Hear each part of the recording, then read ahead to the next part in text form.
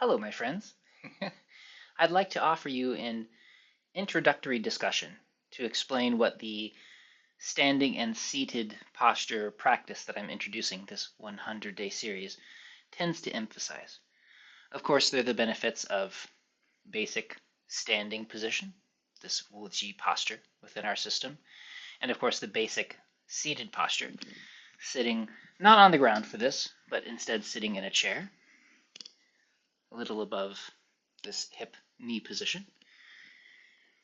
And by working with proper posture and proper postural methods, those two practices by themselves are very healing. They're very beneficial for the system. And it's worthwhile just to practice those by themselves.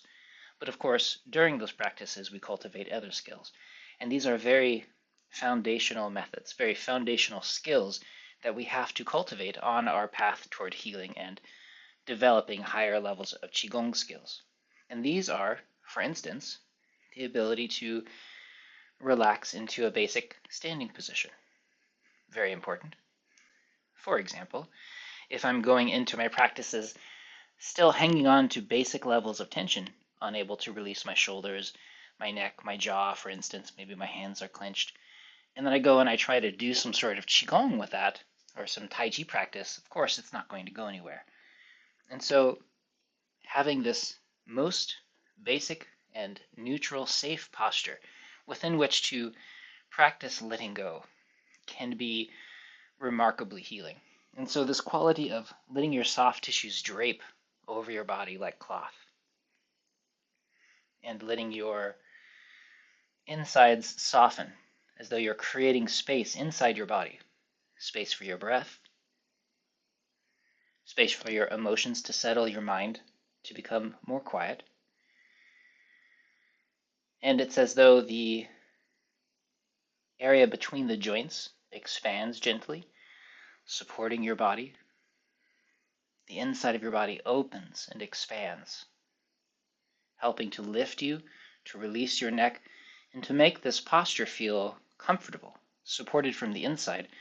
And all the while on the outside, all of your soft tissues, all of the musculature is releasing and becoming easy and open. And this is a necessary step for your practices. For moving and non-moving styles of Qigong and meditation, we need these skills, including in seated posture. If I'm sitting here and I'm holding my body up and trying to practice and everything's hurting, of course I'm not going to be very successful. But if instead I can sit here and I can allow my body to release, there's this sense of gentle opening and effortlessness that happens. Makes it easier to breathe, and of course makes it easier to actually do my meditation and to allow my mind to center upon what I'm centering upon. And for these practices, the main focus is to help heal some of the, shall we say, most important basic imbalances that people tend to deal with when they come into practice. One of these, for instance, is the tendency to have an agitated mind, a sense of tension around your emotional nature that leads to a feeling of boredom. Boredom is one of those things that destroys people's practices because we tend to work with methods that are repetitive, quiet, stable, still. Certainly not things designed to excite and capture the imagination. Instead, we are coming to rest. And if your mind and your heart are still agitated in this particular way, needing a certain kind of stimulation, needing a little bit more, that boredom arises and it makes our practices feel intolerable. And many, many people either destroy their practice by giving up or by sitting there and forcing themselves to be there, sitting through this boredom, not understanding that they can release that part of their tension, part of their agitation, through simply practicing letting go. And so one of the things that these two basic practices that we're working on will cultivate is the ability to have a quiet practice without being bored. All we do is we sit here. We're just sitting here or standing here and allowing things to be as they are. We're We're not trying to do anything. We're not trying to change anything. We do develop clear upright posture, comfortable seated and standing position. These are useful. But once we have those, we simply allow ourselves to be there. And be there. Staying now. When our mind wanders away, we don't fight it. We're not trying to develop great focus. We're simply friendly. We notice, oh, I'm distracted. We let go of the distraction. Our mind comes back to the present moment, and we're here again. And by having this gentle, friendly quality that we develop toward the present moment, boredom tends to calm and eventually disappear. And by curing that particular agitation before doing other forms of practice, it makes things so much easier. By letting go of the need to try to do stuff, but instead we cultivate the ability to simply be here now. I'm just here now. I'm not bringing in my insecurities, my motivations, this need for inertia, that I desire to change myself. All of that stuff is a lot extra and brings in tension and expectations and doesn't allow things to settle. That is a kind of unsettled chi, and it makes our meditations very difficult, if not impossible. So, before we try doing more difficult methods, we start here. We heal those basic levels of agitation. And we soften. This also helps us to uncover some other forms of imbalances that we may be dealing with. For instance, just by sitting here or standing there, we begin to quickly discover, for instance, oh, I'm standing here, oh, my foot hurts. Why does my foot hurt? And now I have to deal with maybe I have the wrong shoes or an old injury that I need to heal. Maybe as I'm sitting here, I'm constantly falling asleep. And this is actually something I had to advise someone about recently, that this is a person that was living basically on donuts, coffee, and very little sleep. And they were deciding that their stress really needed meditation to heal it. And they were finding it very difficult because they were exhausted.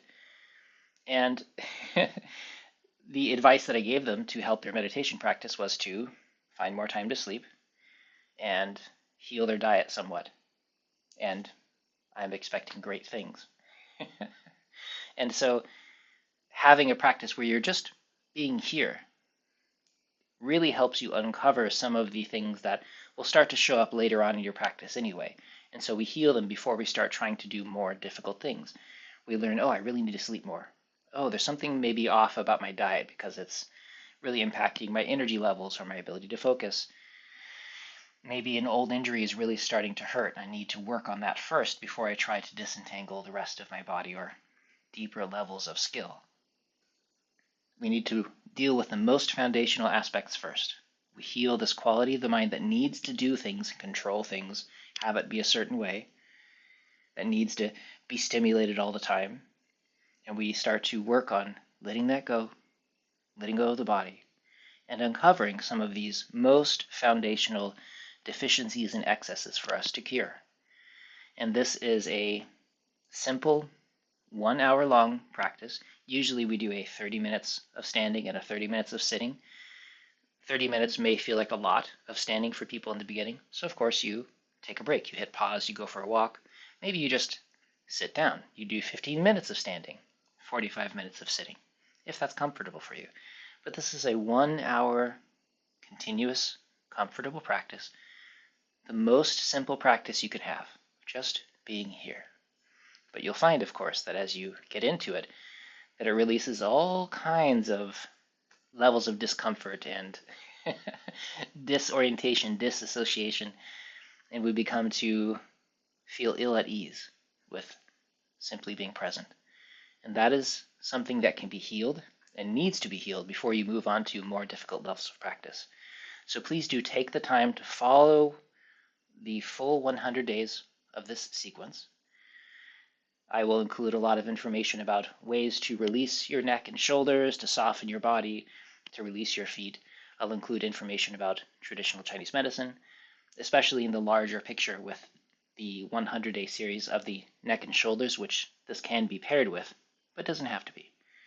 All of this will help to paint a larger picture for your practice and help you to build a strong foundation of skill and softness for you to build on in the future. I hope you have a wonderful time with it and enjoy your practice. Please leave your thoughts, experiences down in the comment section, and we can all grow together.